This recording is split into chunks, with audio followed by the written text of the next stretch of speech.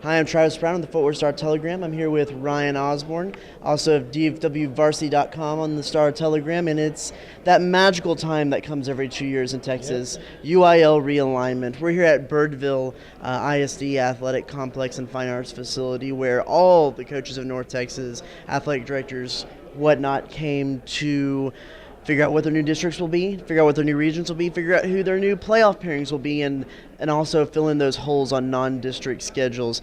The storylines that stuck out to me were, first off, of course, you can see that the two of the biggest powerhouses in North Texas, two of the biggest powerhouses in the state, are now in the same district together. That's Euless Trinity and South Lake Carroll. You talked with both head coaches. What did they have to say about this pairing of a rivalry in the making, as they haven't really faced each other all that much, too? Well, I had a chance to talk to Hal Lawson, South Lake's coach. I think, I didn't get a chance to talk to Lime Weaver, but I would think he would echo Lawson's sentiments in that, I think they're embracing this chance to have two powerhouse programs in addition to Coppell, who, loses Coach Joe McBride, but of course, they're promoting from within, so they're going to be as strong as they usually are. And on top of that, Colleyville Heritage, I talked to their coach, Mike Fuller. I mean, they're a competitive team that competes for that second seed in the Trinity District, and now they're going to be fighting hard for the fourth spot. And on top of that, Bell, which they compete for a playoff spot. They're probably the fifth best team in that district. So it's such a competitive district. And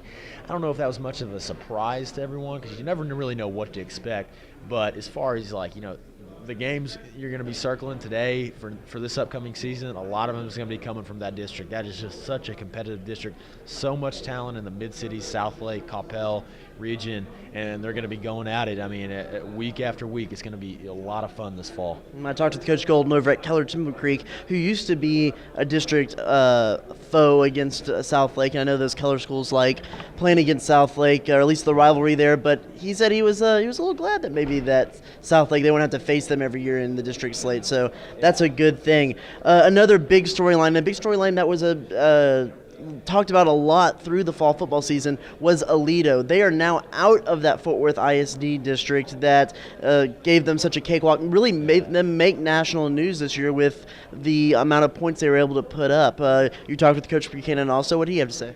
I think he mentioned that was interesting. He said it's more of an advantage for the sub-varsity level because Fort Worth ISD, the limited numbers they have in their program, they're not going to be able to play the JV games, the freshman A, freshman B. In a program like Aledo, it's like a mini farm system. And playing those suburban schools, they're going to be able to get more continuity with their sub-varsity level. And, of course, at the varsity level, I think the district they're in, I saw that scenario, I heard that scenario, and I think that the issue is whether they're going to include some Fort Worth ISD schools or not.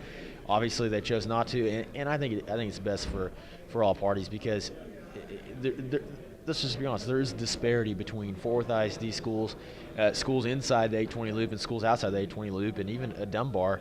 They were 10-0 last year, but they had 27 players and had no injuries. So 2 or 3 injuries would have decimated their season. So I think big storyline, and Aledo could very well run through the district like they did last year, but I don't think you're going to see as great of a disparity between talent and program participation. I think it's just on different levels when you go outside of Fort Worth ISD.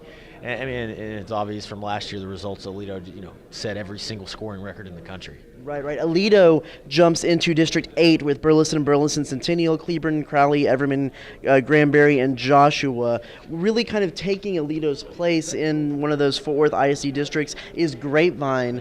They join Lake Dallas, Richardson, Birdville with Fort Worth, Poly, Eastern Hills, Dunbar, and Carter Riverside. So I think Grapevine is a little bit more of a better match for those Fort Worth ISD teams. They still will probably be one of the teams to dominate that district with Birdville, but probably, Aledo was just a class above everyone else and a little bit better for that. In District 5, you have, in 6-5A, you have Denton Geyer, Denton Ryan, Keller Central, Keller Fossil Ridge, Keller Timber Creek, Northwest Nelson. A pretty solid, salty district, but the district champion out of that might have to play a Plano East, Plano West, a couple years in Allen, maybe if they take a little downward swing.